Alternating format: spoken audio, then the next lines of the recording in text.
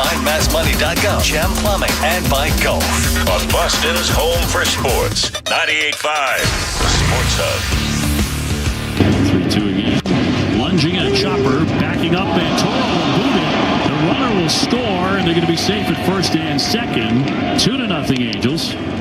E5 right away in the first. Well, Abraham Toro playing all first base, slides over to third, takes a step back. Really, there's only going to be one play. He's going to take a step back, catch this ball, and get the out at second base, but he can't glove it. Swinging a drive, high and deep left center field. That's another high drive, way out of here. That went past the leg standard. And a massive shot by Mike Trout, number 10. Just like that, the Red Sox are down 5-0. That one went 454. I would have said deeper than that. 454. You know, Fitz was kind of throwing these sweepers and these sliders and was getting in some trouble. And the fastballs have been getting by guys, fouling it off. Not this one. This one's right down the middle. Trout really rarely misses those. Nope, he rarely misses them. He missed that one last night either. So here we are in the baseball hour. Same old. 617-779-0985. If you heard Jim Murray just a second ago, he said, I wish you could say what you just said about the Red Sox. I have to give you, unfortunately, a sanitized version, but it went something like this. I effing hate the Red Sox right now. Hate them. Despise them. How can you possibly like them at the moment? And when I say possibly, again, they're worthy of your hate. But if you're my age, you know that dealing with the Red Sox over the course of your life has been a love-hate relationship. And now we're in the hate section of that. Because this team is not likable, and they're not likable for a lot of reasons. Again, 617-779-0985. Here's where I want to start, with a bunch of questions. Why the hell is Abraham Toro playing third base last night? Why is he playing there again tonight? He's at third again tonight, right, Murray? Forgive me, I know you're not on this show. But yeah, okay. So again, Marcelo Meyer is on the bench tonight. Why is Marcelo Meyer not playing third base after Bregman went down 2 nights in a row? And don't give me a left-handed starter. The whole point of having Meyer in the big leagues is to fill in for Bregman and play third base, especially defensively, let alone the fact that he hit lefties in the minors, or at least well enough. And at this stage, you might as well let him try to hit lefties in the big leagues. And then beyond that, it's not like Abraham Toro rips it up from the right side. They're basically working a platoon over at first base now, where it's Gonzalez against left-handers and Toro against right-handers. So again, Jimmy, explain this to me. Let's play that out. Abraham Toro is a switch hitter, but he seems to be better from the left side. His career numbers are about even, but most of the hits and damage he's done with the Red Sox have been from the left side.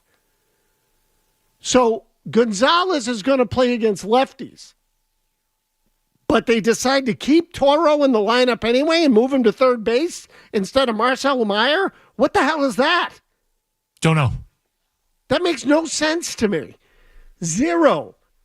And really, the bigger question, that leads to a bigger question, which we discussed some on Felger and Maz, but this is the game we play every year with the Red Sox now. Who do you blame more?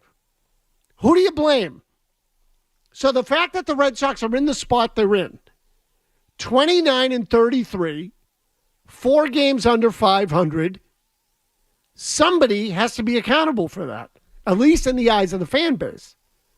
Somebody has to be accountable. Why are they where they are? Because a lot of people going into the season thought the Red Sox were a playoff team. And I understand there are a lot of games left, but they've played 62. They have exactly 100 to go. If they go 50-50 the rest of the way, they finish with 79 wins and they're out. So Jen McCaffrey in The Athletic today wrote a column where she said, the headline of which is, Craig Breslow had a good offseason, but mistakes have led to Red Sox roster mess. And I would agree that the Red Sox roster at the moment feels like a mess. Now, there are some injuries that have played into that. Casas went down, Bregman went down, but I also think there was some advanced planning that the Red Sox could have done that Breslow did not do, and that is blown up in their face. I said last offseason, the Red Sox have too many left-handed hitters. They need to trade some of them. They traded Kyle Teal. That was it. Duran stayed. Casas stayed. Certainly Meyer stayed, but Abreu stayed. You get the idea. I was thinking more along the lines of Duran or Casas had to go. One of those guys had to go, if not both. Both of them are still here. Jen McCaffrey wrote in her story, as a result of mismanaging the Devers situation, the Red Sox have had to turn to top infield prospect Marcelo Meyer at third base in Bregman's absence. Meyer, a natural shortstop, had played just 6 minor league games at third base before his debut. He's transitioned to the new position well in the early going, but it's still not ideal. Jimmy, do you blame Breslow for the state of the Red Sox? No. Do you blame Cora for the state of the Red Sox? Yes. So look, this is a complicated question because I think they're all worthy of some level of blame. And we had this discussion with the Rafael Devers situation. Do you blame Devers? Do you blame Breslow? Do you blame Cora? And I think the answer is they were all culpable or guilty in a variety of forms or variety of ways. Now, I think the most guilty in that scenario is Devers. But if we're talking about Breslow and we're talking about Cora and we're talking about the plight of the 2025 Red Sox, in other words, we're not talking about where they are overall. We're not talking about the failings of Chaim Bloom and what led them to this. We're just talking about who is to blame for the underachievement thus far of the 2025 Red Sox. Who is to blame for that more? Cora or Breslow? I think it's Alex Cora by a mile. Nobody was talking about a bad roster when the Red Sox broke camp. Were there holes? Yes. We talked about the bullpen. We talked about the depth at the corners. But nobody was saying that the Red Sox were going to woefully underachieve and they were going to be playing musical chairs with their roster because they didn't have enough depth at the corners. Nobody predicted that. We thought it could be a problem area, but nobody anticipated it would become what it has become. But the way the Devers situation was handled, and last night, and I'm not telling you this was the motivation, I'm just telling you what it looked like. Abraham Toro at third base, and again, he made an error early. He also made a nice play late in the game. But if you watch him move out there and, for example, field the ball and try to start a double play, the transition is hardly smooth. So if you're watching that, what became apparent to me last night is this guy's not a third baseman. And they want to platoon him at first, but they'll play him at third in place of Marcelo Meyer, who is a lifelong infielder. Makes zero sense to me. If they're going to suck, I want Meyer in the lineup. That was the whole reason to bring him here when Bregman went down. If they were going to platoon with Meyer, he shouldn't have been up in the first place. So I come back to the relationship between Cora and Breslow, between Cora and the organization, to the conversation we had with Chris Gasper on Friday, in which I asked him, do you think Cora believes in the organization? And his answer, point blank, was no. And I think there are a lot of people who, when asked that question, would answer the same way. So is Cora messing around here and sticking Toro at third base as if to say, see what I have here? The same way he left Kyle Barraclough in a game a couple of years ago to bite the bullet when they couldn't bring up any pitchers from the minor leagues, as if he's throwing up his hands and saying, don't blame me, this is what I got. So I wonder about all the dynamics going on at Fenway Park. Breslow came out over the weekend, gave Alex Cora a vote of confidence. I read that comment in some ways as, okay, we're seeing this contract through, Alex, whether you like it or not. We gave you $22.5 million to manage, so guess what? Manage. Do the job. But the whole back and forth between uniformed and not uniformed over at Fenway Park is ongoing again. It has been. Cora's in the middle of it again. He's the common denominator now because he did this with Chaim Bloom. I look at the whole thing and say, this is the Red Sox to me at their worst. Finger pointing, blaming, sucking, incapable of doing the most basic things, let alone losing after they take 2 out of 3 in Atlanta. You want to know what is the consummate, ultimate 2025 Red Sox move? Taking 2 out of 3 from the Braves, having your ace pitch a beauty in the finale. You win the game 3-1. You come home. People start thinking, okay, maybe they're going to turn a page, and you give up 5 runs in the first inning with a guy playing third base making an error who shouldn't be at third base, and a guy on the mound who can't throw anything other than a fastball down the middle. Down 5-0 before there was an out. Just immediately squashing and killing any momentum and any thoughts that they were somehow coming out of this thing.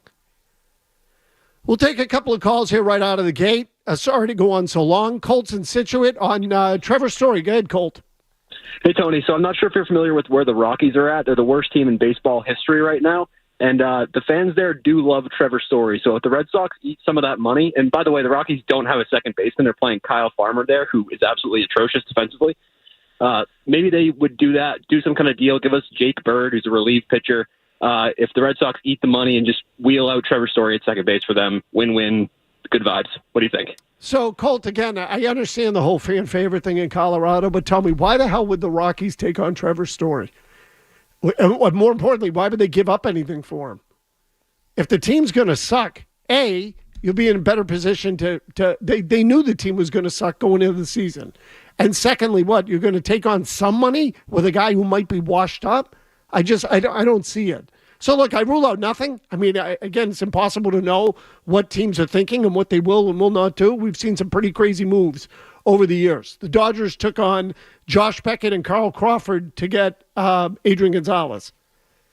So nothing is ever out of the realm of possibility. I just don't see anybody wanting Trevor Story. Nate's in a car. Go ahead, Nate. Yeah, Tony. So with Blaze Jordan getting called up to the Woo Sox, is there a chance that they're going to try him at either first base or third base? Do you think it's going to be a while for him, or is there going to be any light at the end of the tunnel by doing so, or are they just going to kind of wait on him? So, Nate, I saw that a couple of days ago that he had gotten promoted. I suppose there's a chance. But you know what bugs me about any or many discussions now, Jimmy, about the Red Sox? When you really talk to anyone, particularly the younger people, it's always about the guy at AAA who might be coming up. Does anybody of that age care about the big league team anymore? No. Or is all anyone cares about is the prospects? Everybody wants to play amateur GM and look at it and say, well, they've got this kid coming. They get this ranked farm system. It's this. It's that. Oh, they brought up the prospect in Kansas City. What about winning the effing games at the big leagues? How about that? How about making the move that makes the most sense to win games at the big leagues? Now, you want me to balance out the scales. This is the part where I agree with Alex Cora. Alex Cora must be laughing to himself about Roman Anthony at this point. Cora recently made the comment that Roman Anthony isn't knocking on the door. He's knocking it down. He is pounding on the door, has kicked it in, smashed the windows, flipped over the table to get to the big leagues, and the Red Sox haven't brought him in yet. When one of the easiest roster moves they could make is to put Story on the bench or Rafaela on the bench, move Duran to center, and get Roman Anthony here. So you want to blame Craig Breslow? To me, now this is where I look at it and say, okay, on this side of the argument, I'm with Cora. But the fact is the Red Sox can't balance the short term and the long. They seem incapable of doing it. Cora doesn't want to deal with the young guys because they're inexperienced and they're going to make mistakes. Breslow doesn't even want to bring some of those guys up because they'll potentially start the clock and lose a full year of service time if Anthony goes crazy and wins the Rookie of the Year award. So there are all these elements at play other than the single most important and obvious one. How about winning tonight? Let's do what we need to do to win tonight. But as usual, the Red Sox are too busy fighting one another than they are to take on the opponent. 617-779-0985. I see a lot of you lined up. Don't go anywhere. We'll take your calls when we come back on the Baseball Hour. You're listening.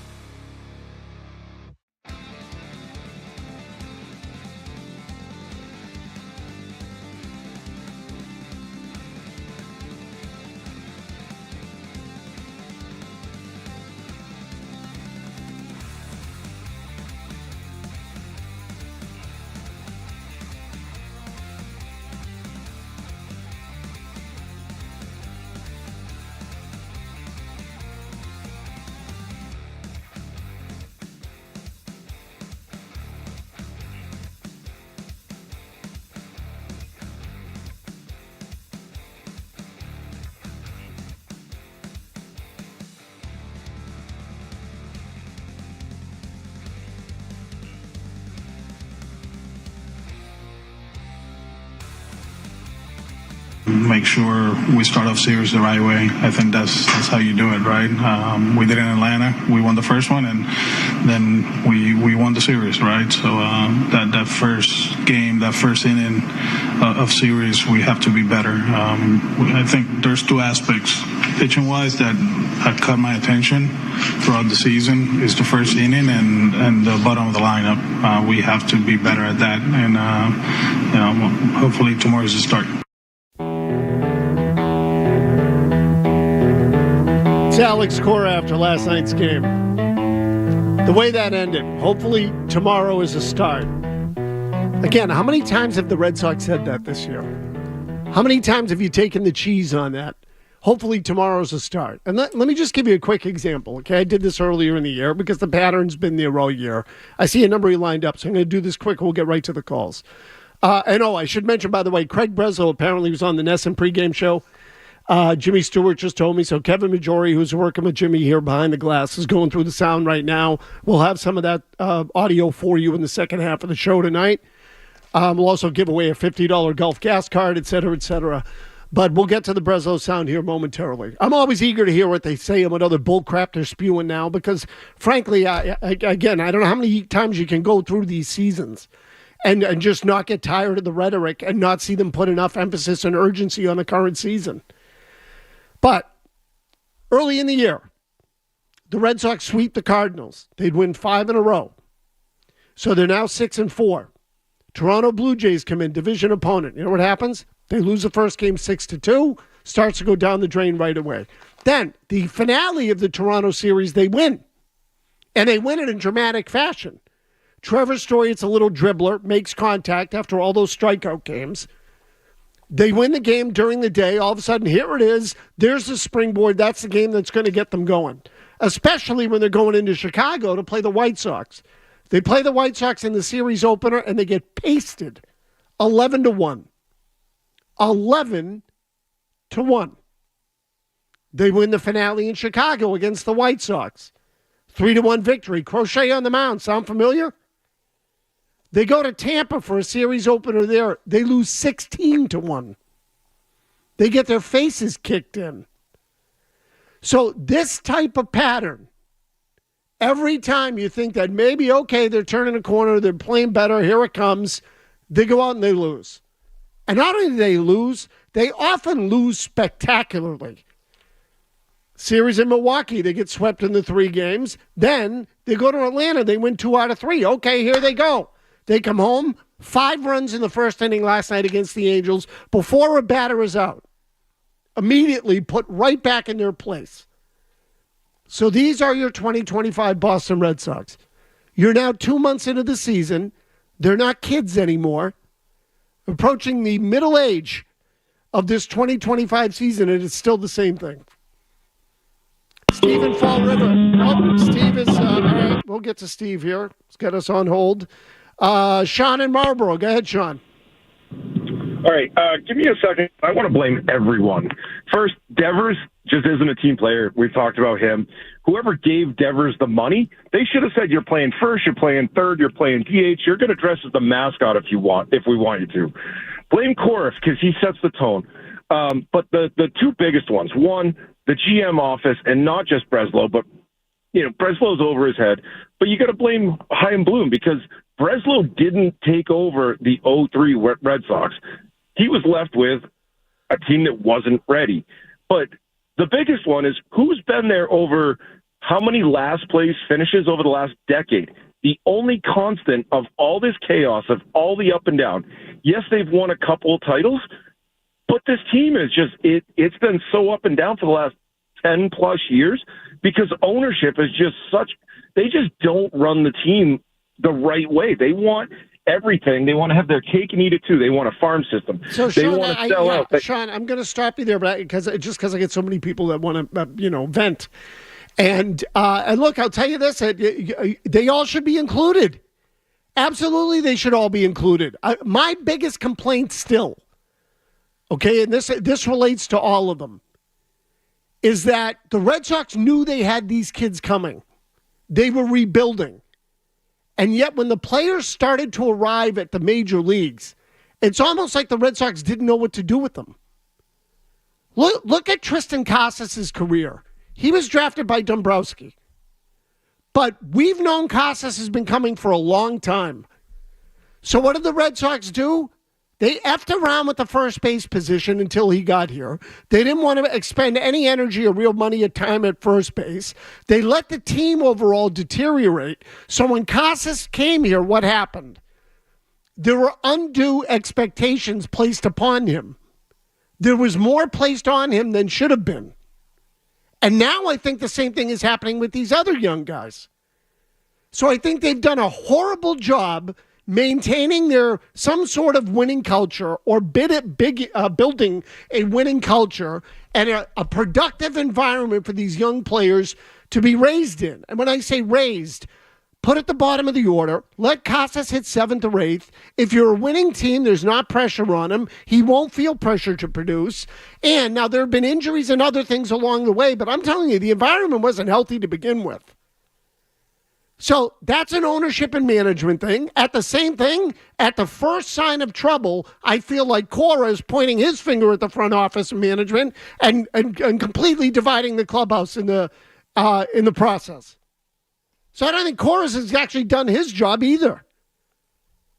Anthony in Waltham. Go ahead, Anthony. Tony, how many more GM? Will Cora only be happy if Dombrowski is the GM and he gives him $25 million a year players? What's your take? Feels that way. Yeah, feels that way.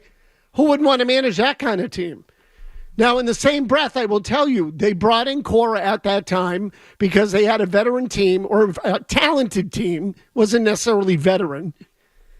But they had a talented team that needed to be pushed over the top. He turned out to be the right guy. He was the right guy for that team. But then he wanted to rest on his laurels the following spring either. Do you remember? Well, I don't know that we really want to turn the page. Instead of saying 2018's over, 2019's here, now we got to go out and repeat. So he set this tone of, I'm going to call it gloating, or, what do they call it? Like a peacock strut. Look at us, 108 and 54. I got all the answers. That immediately bit them in the ass. And then since that, they haven't been able to get their freaking, they haven't been able to get dressed, get their heads screwed on. Matt in the car. Go ahead, Matt. Hey, Tony, good to hear from you. Listen, you said the same thing last week on the afternoon show with Mike. It's post 2018. He comes back, right? Cora, they asked for. I remember as clear as day. He said, "We're not going to change a thing," right? And now you sign him to this extension because the Latin players are good with him, and he's going to be able to relate to the young players. Well, when is enough enough? Because we've had all these instances where it's like romper room. It's literally like a third grade classroom. You got kids painting their fingernails, and nobody knows how to hit the goddamn ball. So, Matt, this is the thing with them is they always end up, when the Red Sox are at their worst, they end up fighting each other more than they fight the opposition. It blows me away that they still haven't gotten this right over 100 years. They've had little windows in there where they all got pointed in the right direction. And again, I think a lot of that speaks to leadership. They had a change in ownership, and the ownership and management of the team in those days was excellent. Excellent. They wanted to win. They were on the same page. They got people who are aligned on the mission, and it worked. It hasn't worked for a long time. A long time. There have been little pockets of it that worked, but no sustained runs of success of even like 2 or 3 years. After Francona and Theo left, they had 2013, they had 2018, and I'll even give them 2021. That was overall a pretty good year. And it felt like that, for the most part, that they were in alignment. The rest of the time, I don't think they've been in alignment. I think ownership wants to do one thing, baseball ops wants to do something else, and the manager wants to do the third thing. And that's why they are where they are. They don't feel to me like they are remotely on the same page anymore. We'll give away the Gulf gas card coming back. Trivia Tuesday. Kevin Majori's got your headlines. We'll also get to that Craig Breslow sound. Don't go anywhere.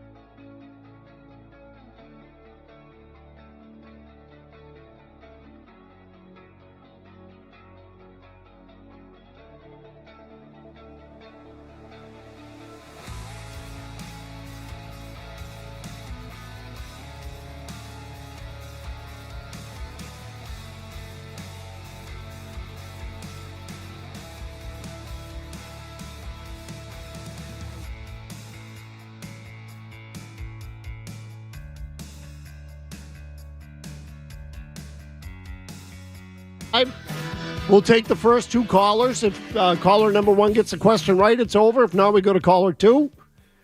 And if that person doesn't get it right, we'll bring in two more. But again, it's the contest line, 617-931-0985. I do want to get to the Craig Breslow sound as well. We'll do that here in a moment. Ron's in Philly on Roman Anthony. Go ahead, Ron. Hey, Tony, you were asking earlier, like, why the generation's asking about the minor league players and what's going on. Well, ownership wants you to think that because that's a lottery ticket. And I'll give you the number one reason why we all think about these minor league players coming out. I'm 45, but why I think about it too is because I have to stare at that bottom half of that lineup and see Rob Snyder, who's been a journeyman in this league, taking cleanup for us, and guys like Romy Gonzalez, who must have naked photos of Henry because why is he still on this team? And I got to look at David Hamilton on this team, and it's just overwhelming when we're looking at these players. Yeah, so Ron, look, I got you. I understand that too. I understand the lottery ticket, the scratch ticket, that sort of component to it. I do, I get it. But let me ask you realistically. Okay, how many players come up from the minor leagues and light the world on fire? How many guys do Maybe, that? I'd say less than 10%. Okay, so, and I think you're being nice, and thank you for the call. So this is the part I don't get. You're all waiting for what? Superman to come through that door and fix all the problems? Is that really what everyone's waiting for? Or it's just the whole attention span and interest in the sport, like everything else, is so shallow now for most people. People are just, everything is shallow. It's superficial. I just want to see the highlight on my phone and that's it. Or you're actually interested in winning. Because to win, you have to build it. And that means that a guy like Meyer or Christian Campbell, let's stick with him because he's a good example. Christian Campbell's going to come up, but he's going to need time. It's not going to work right away. And then the goal is to have a team in place that can add him and win, and then add the next guy and win. But it feels to me like many fans just jump onto, okay, he didn't work, who's the next prospect? You can bring up all the prospects you want. If they're not all great, you're still going to suck. And most of them don't become superstars. This is the part I don't get, like this anticipation of seeing something you've never seen before. The 90% likelihood is you're just going to see another guy who can play in the big leagues. If he even makes it. Christian Campbell's a great example. He's kind of sucked for the last month and a half. Nobody talks about, you don't want to see him anymore because what, you've seen enough? Oh, he's not the answer. Let's move on. It takes time. There's just no willingness to dig in and build it. Zach and Carver. Zach, go ahead. I'm sorry. Zach is a contestant on the Trivia Tuesday. So, Zach, are you there? Yes. Okay. What's up? All right. So, Zach, here's your question. Given that the Angels are in town, the Red Sox and Angels have faced one another. Sorry. Now I feel bad. The Red Sox and Angels have faced one another in the postseason 5 times in their history. The teams have met in the playoffs. How many of those series have the Red Sox won? I'm going to say, guessing probably all 5. That is incorrect. That is incorrect. I let them go. And I'm going to give you the answer because I can't ask the same question again because the person on line 2 would have had the opportunity to look it up. They've won 4 of them. The only one they lost was the last one. So they won in 86, they won in 04, they won in 07, they won in 08, and in 09 they lost. Okay, so that answer was incorrect. Jimmy, I think that's the first incorrect answer we've had. Stephen Quincy, you're the next contestant. You ready to go? I am, Tony. Okay, keep them with the Red Sox and Angels trivia. Steve, how old are you?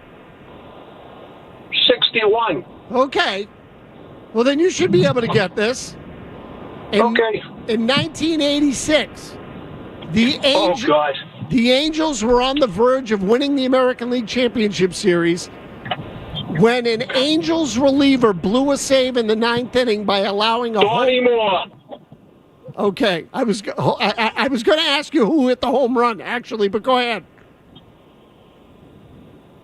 It was Donnie Moore. Donnie Moore blew the save, but the question is, blew a save when he allowed a home run to this Red Sox player.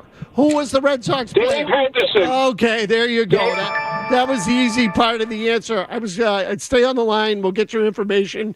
You win the $50 Gulf gas card. Again, Trivia Tuesday presented by Gulf. Download the Gulf Pay mobile app for everyday savings. Gulf, it all starts here.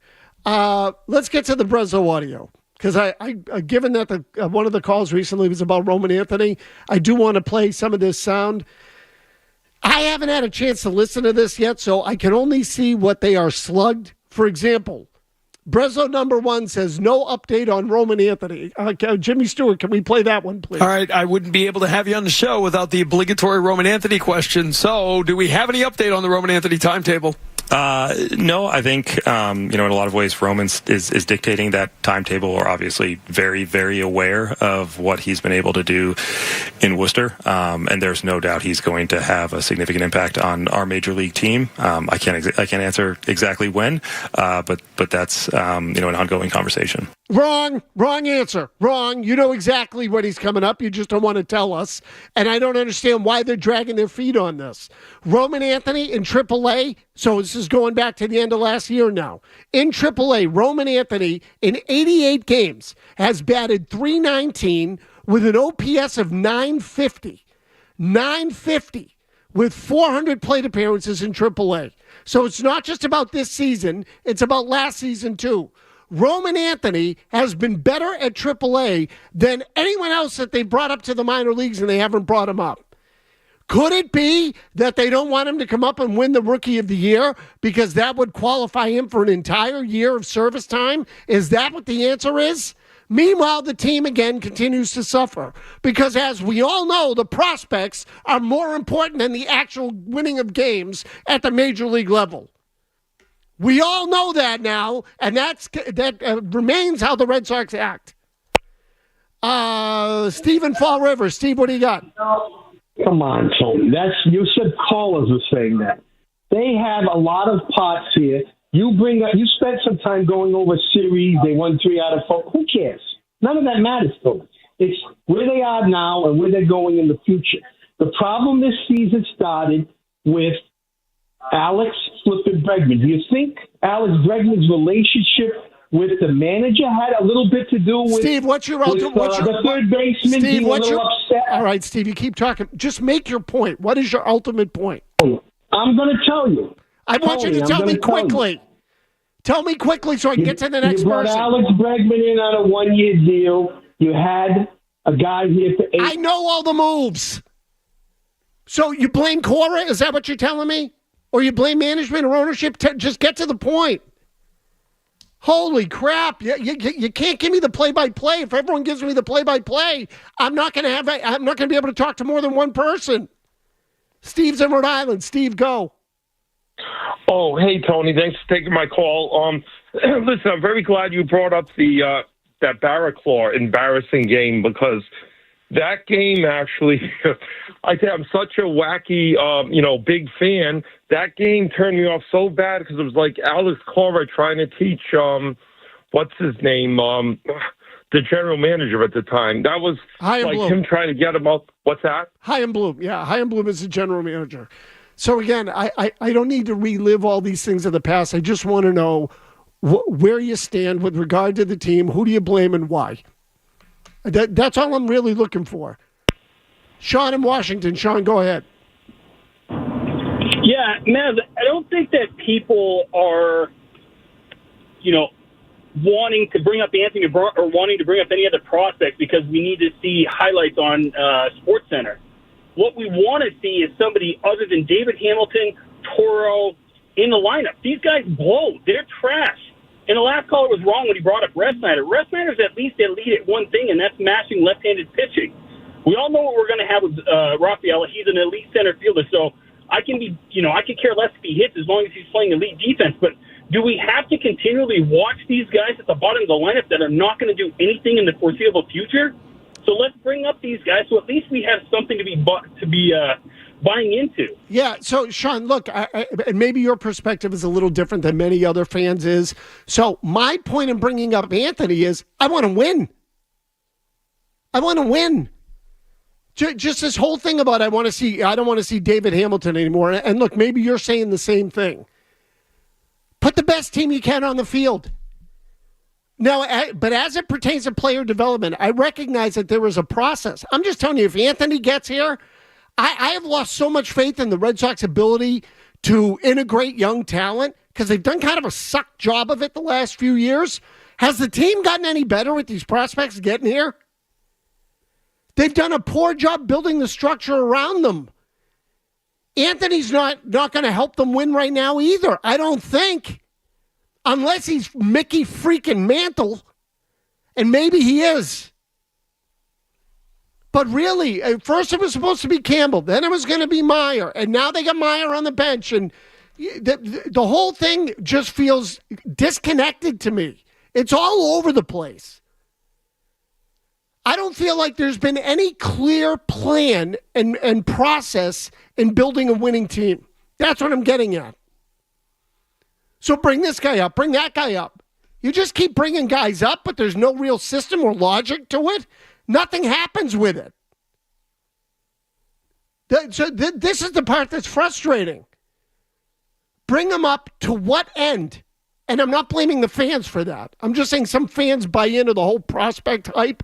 I don't. I want a winning team. That's what I want. That's all anyone has ever wanted or should ever want. So if you want to see Roman Anthony, if you're going to suck, bring up Anthony. Would you do it if it somehow puts Anthony in a bad spot? Could you just want to see Anthony play for a week, and then when he goes cold, you'll jump onto the next guy? It's about the winning. Jimmy in a car. Jimmy, go ahead. Yeah, Maz, you brought up a point a couple weeks ago about how they integrate the young guys one at a time. I'm almost wondering with this crappy culture if it makes sense just to bring them all up at once and let them create their own culture now. So, Jimmy, look, there's something to be said for that. Some teams have done it that way. The Orioles basically did it that way. Houston did it that way pretty much for a period of time. The one thing I would tell you is those are different markets. They're smaller markets. And there are places where I thought baseball didn't matter as much as it did here, but maybe it doesn't matter that much here either. I don't know. It's hard to say. I know this, though. The Red Sox aren't building a culture. I don't know what they're building. Does it feel like they're building anything to you? Because it doesn't feel that way to me. That's all. I hope I'm wrong. But I don't feel, I feel like they needed to be more aggressive early on in the process in identifying which guys were going to be part of it and which weren't. It feels to me like they've basically just kept everybody other than the guys they've traded for Crochet because they didn't have any pitching to bring up. Bayo hasn't panned out. Houck has been completely trick or treat. So they drafted some good positional prospects. But it doesn't look like there's much else around those guys. Joe Murray's coming up next. He'll have you for the balance of the night. Kevin Majori will have your headlines at the top of the hour, including a significant piece of news today in the NBA. Have a good night. We'll catch you tomorrow.